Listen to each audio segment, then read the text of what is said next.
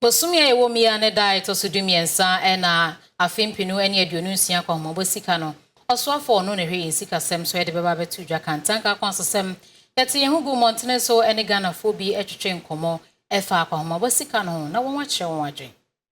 omapenia ne tuman because ne yehu ne se enkoye bia mayensa tika bia yesesem ebeboa yin ampanso yesesem Esuno ya shada hu hwe sa ye market fund ye shada hu bia papa bia sa enyama no ye tu se de omutum enye ya fa le se mi se ntos na meton entos no wo mi se season mu ne we but nkata mu hwe ko wo se ye miem ene uba na ye 2000 ade chi ba ye 4000 difference 2000 nti amaye na ye fa no adaka mu na ye yiyim si ye twa basket ene 500 adichina okofa no 4,000 also charge 700 the obeto bi no 500 ne oba na oka che se 700 onto wo ja okofo onti ase de omeka se nto saba aba susu no ni boya din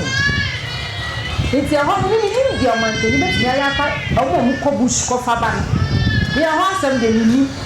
se den esi wo ma eba na ni boya din ni she de ni na se ka na de so ma ko fa nto sadaka na ma be but uton a unya hwe eti so baba mu na ntofufo aba ni ekuafo no be kasa amanye ya because ko mo ti bush ho ni boy bi ekuafo na tumo bush ho eti o hwe se bi ekuafo no mu nye bibi e wo se o mu timi di keka kanyama ho mu timi di bia ntoso no na betimi aboa ma ebo na akofo ma o hwe ho ma ye enu ani eduma ye mi de ni enu na ntonte no asa na betimi aka o bete so mo ka aduane di aye edi ena ma ye yare aduane di aye edi ena ma ye yare edi na ekoso nti aduane aye di etime ma ye yare edi na ekoso it is a bibi wo food and drug board for na eso mo ye o maduma yi aduma eso mo ye ni ye ne se food and drug board for na hwe nnuane aye di so enti ada na ye di bibi a etime ma ye yare etime ma ye problem ma ye ko hospital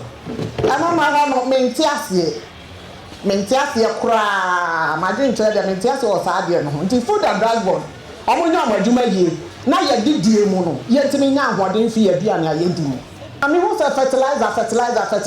adoso wo ya bra bomu dodo adoso enti ye niama ye dua ene eho keka ho na ye yusu ye di ko ye yem no me hu so de ba market a pro too much eniama ne pro na ya to agu pro no ya to agu na ye ka pro no ya to agu na ye ka o ko ko mo se fertilizer if you come for baby kwa fertilizer ni free na Ghana for the year duane ni ye di ni ye nya problem no omo ye mfi ho ma ye no mo fa fertilizer papa nya den enfa mbre ye wo Ghana ni enfa nya ye niama no na ye ni ye nya mo ahoden tina budget no enkonye no ma bi chinchini a ebe sensan Ghana for eden ekom onye no ma affordable na ye kom han ebi ti say ndura beti say finance minister oko western region ho market o baby ekosla mba no numutom o ma tete no ma so ubehu odani na chia no mo so town aboarding ambua ama ma na yese resetting anya den yentumi nya resetting because ye yina ye bua na o ma na ye ya ye yina ye gim titire papa iba ye watete tax we tax bi afi afi wa ma no ma akofo mu kakra anka se ye wo yin aye no ebinum mpa do ebinum atete o mu de so mum no kre cause TV ni ade na ade ina wi a o ma atete so na dudu na nya dem person metete o mu no ma so eyesa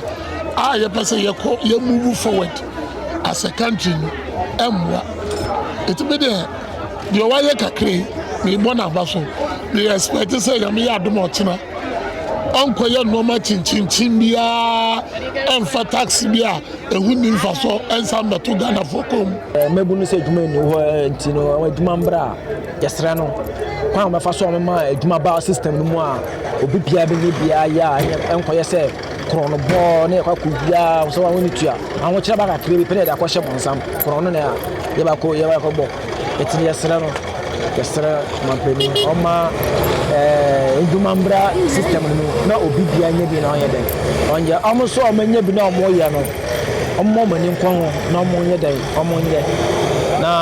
ade kyɛ ade sɛ nyina ne yɛ ɛkɔ yɛ ni